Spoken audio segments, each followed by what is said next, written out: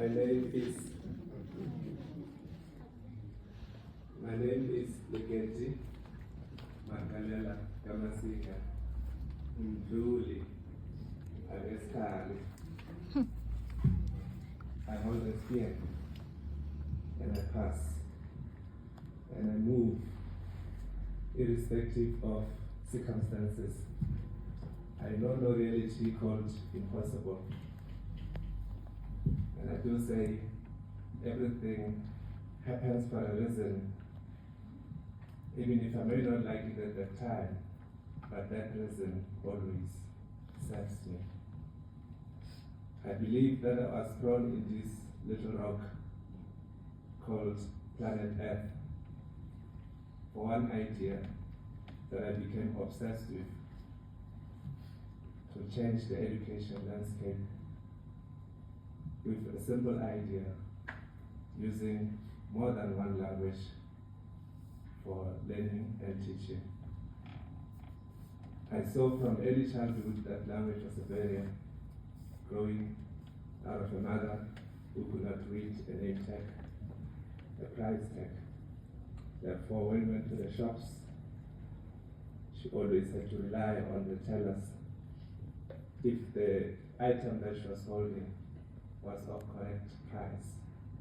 And at that time, they used to hold the cash somewhere around the breast with what you call sakaduk, and then you take it out and you pass it on to the teller and say, please count for me.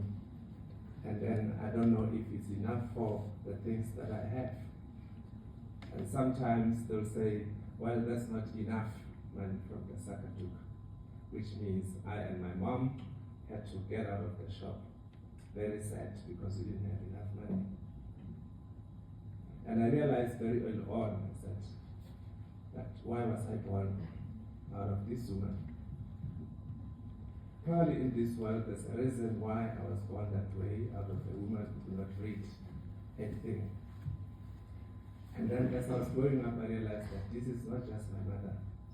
In fact, I have lots of mothers in the world like her. And as I evolved in my degree, having graduations and so on, I realized that my mothers are not only those who cannot open the page, that my mothers are also very many of us who are holding degrees. And that became even a sharpened passion for me. But now I understand why I'm in this world. Therefore, I'm in this world to live for change, and that change is change in the education space, where literacy became everything else. So we just spoke about the hub for multilingual education and literacy, and Dr. Makalela said this is not for the faint-hearted. You need to have a burning desire, not a wish-wash. I wish I could have this and this. But unless that wish has been transferred into an emotional state called a burning desire, then you're not yet there. Okay? And as I learned lessons of life from that abject poverty, I realized that there are a few things that I have learned which I can talk about mentorship. I mentored people who are even older than me, and I found it to be a privilege to be alive. Right? So we challenge our academics, and I always say this about academics, are very, very core conditions. Dr. Bude spoke about miniature colonialists as the academics, because we're not conscious. And then Dr. Makalela, after he left, he said something foundational, but very simple. He said that he believes that we are bewitched. It must be witchcraft if we can see the obvious. Right?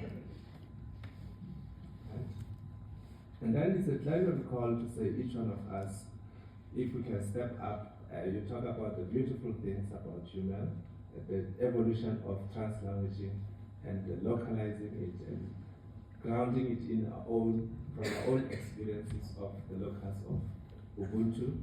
I am, because you are infinite relations of dependency where no one language is complete without the other.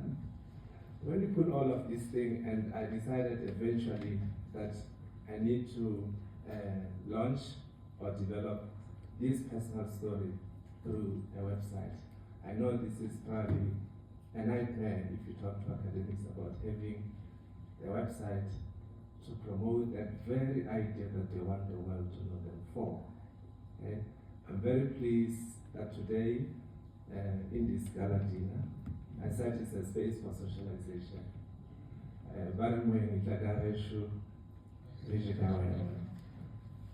So, but today you're not actually visitors. I invite you into my world, and as a researcher, as a human being, and this is here, even taking a personal motto that I say, I live for change. Okay? And I was making a joke that sounds like a joke, but it's real. There was Munene in the beginning of the changes there. But now we are actually sitting in government with Dr. Mbude. You have had the talk. We are destined to change. And this is my nickname, Living for Change. So what you have in here, we also said to you that you're going to launch, it's not a launch of books, but it's a showcase of the books that we think shaped the type of thinking that we have. The ones that Dr. Mene said, they came out almost in 1 year, all of them. That's how obsessed you are. If you can move, just go to the about me. About me. Okay, then you can scroll down. And there is that statement there. Everything happens for a reason. I truly believe in that.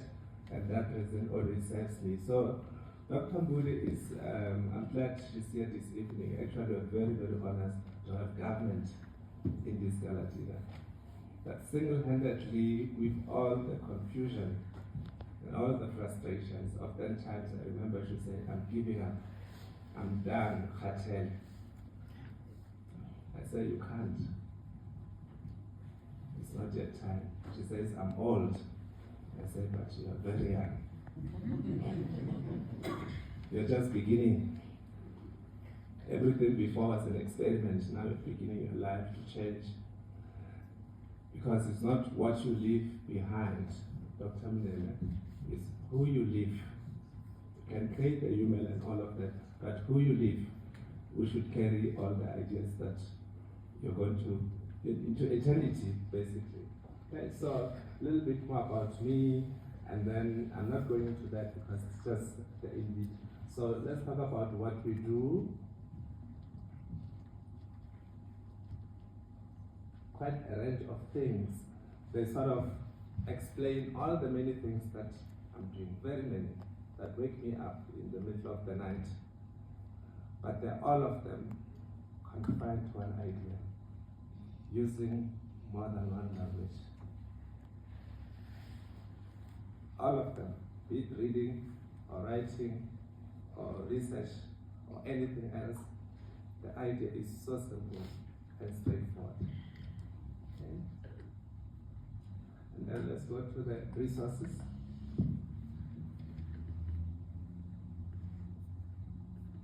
So here we thought that you could have some of the selected television and radio, because we also made a lot of noise in the public arena about the same idea, transforming the education system through languages.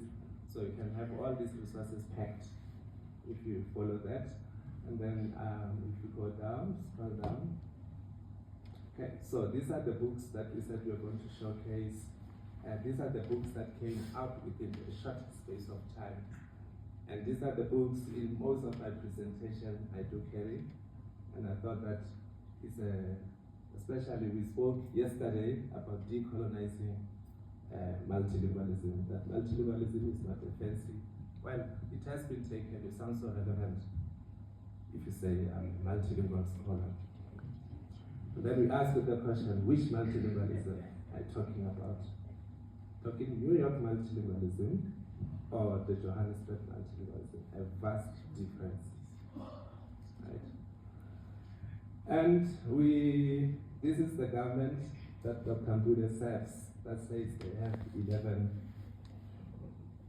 spoken languages, but of course with the 12 sign language, now we have added the 712. We say that is not true, because it's a misconception of the linguistic realities of the South Africans. So they say you speak to power, right? Okay. So we tell them that it is wrong. If they are Sepedi, Sesotho, and Setswana speakers, they should tell me if they have to learn the other language formally at school. Or just put children here who never met before, and then it goes on. Same with the Nguni languages, but not just in that sense, in terms of what's called horizontal multilingualism, where languages link into each other. Okay? No boundaries. Okay, on that note, we're trying to get into the website. There is not much. If you go into the gallery, then there's a kind of things. I'm very, very excited. We just thought, let's enjoy the dinner and knowing the people who have invited us who are heading up. And then it's a challenge for other academics that are here. I think it's okay to put yourself out there and to become vulnerable. Why are we afraid?